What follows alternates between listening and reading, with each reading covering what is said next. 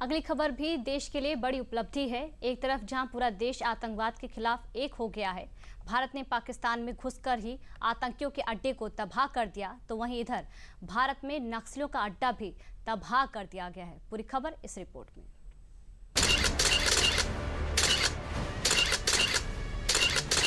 ये तस्वीर छत्तीसगढ़ में नक्सलवाद के खिलाफ चल रही ऑपरेशन की सफलता की है। ये तस्वीर सेना द्वारा 21 दिनों से चलाए जा रहे ऑपरेशन करे गुट्टा की विजय की गाथा है।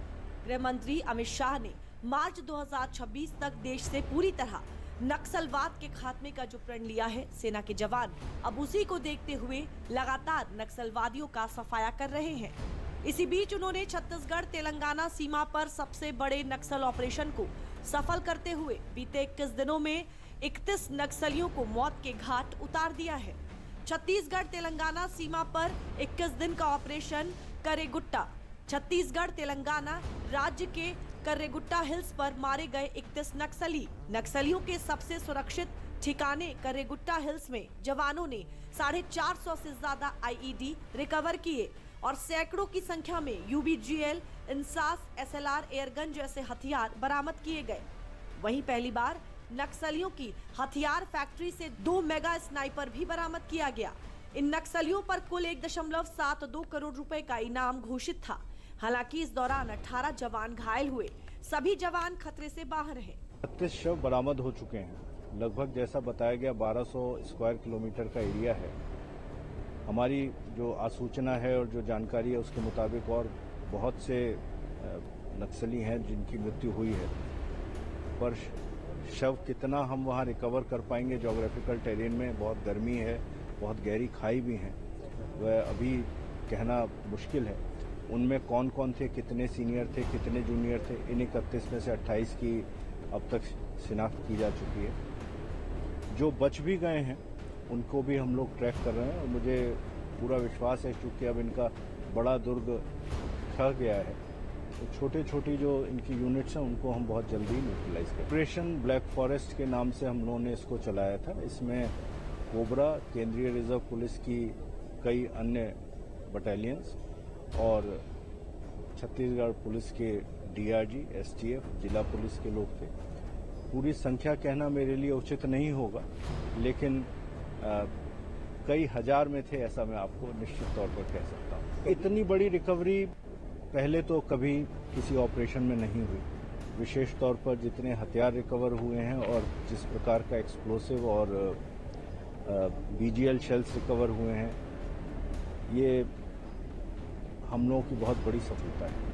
सुरक्षा बलों द्वारा चलाया गया ये ऑपरेशन करेगुट्टा चुनौतियों से भरा था। अधिकारियों ने बताया कि सुरक्षा बलों ने नक्सलियों के इलाकों में घुसकर इस ऑपरेशन को अंजाम दिया और नक्सलियों के 210 बंकरों को ध्वस्त कर बड़ी कामयाबी हासिल की।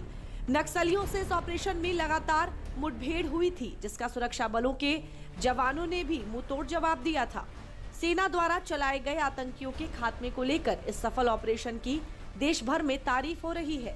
31 नक्सली जो लगभग 2 करोड़ के इनामी नक्सली ये मारे गए, तो निश्चित रूप से ये बड़ा कठिन ऑपरेशन था जिसे सुरक्षा बल के जवानों ने बखूबी अंजाम दिया और हमारे उस संकल्प को सिद्धि तक ले जाने की दिशा में ये बड़ा कदम है कि मार्च 2026 तक बस्तर से सशस्त्र नक्सलवाद पूरी तरह समाप्त होगा। जो नया भारत है, जो जीरो टॉलरेंस ऑन टेररिज्म पर वचनबद्धता से काम कर रहा है। मणिपुर और अन्य जगहों पर भी प्रधानमंत्री मोदी जी के नेतृत्व वाला भारत है जो आतंकवादियों के लिए रहम नहीं, निहत्थे निर्दोषों की हत्या करने वालों पर रहम नहीं, कठोर कार्रवाई में जाना जाता है।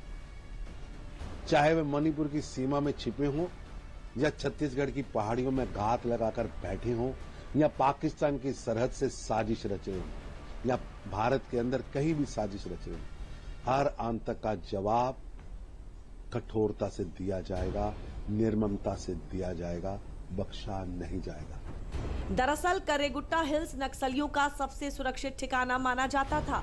यहाँ किसी भी फोर्स का पहुंचना मुश्किल ही नहीं, नामुमकिन माना जाता था, लेकिन सेना ने इस नामुमकिन को मुमकिन बना दिया।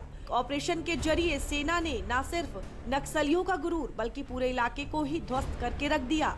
ये जो कर्रेगुटा पहाड़ी में जो छत्तीसगढ़ और तेलंगाना के बॉर्डर में है, लंबा चौड़ा पहाड़ है और 44 डिग्री सेल्सियस गर्मी में वहाँ हर तरह की दिक्कत है, न छाया न पानी। उसके बाद भी 21 दिन तक ऑपरेशन में डटे रहे और सफलता हासिल की। तो आज हम उनसे मुलाकात करने आए थे, उनके अदम्य साहस को सैल्यूट करने आए थे। जो 31 नक्सली मारे गए हैं, इनमें ज्यादा संख्या बटालियन नंबर 1 की ही है। बटालियन नंबर 1 नक्सलियों की सबसे खतरनाक बटालियन मानी जाती है।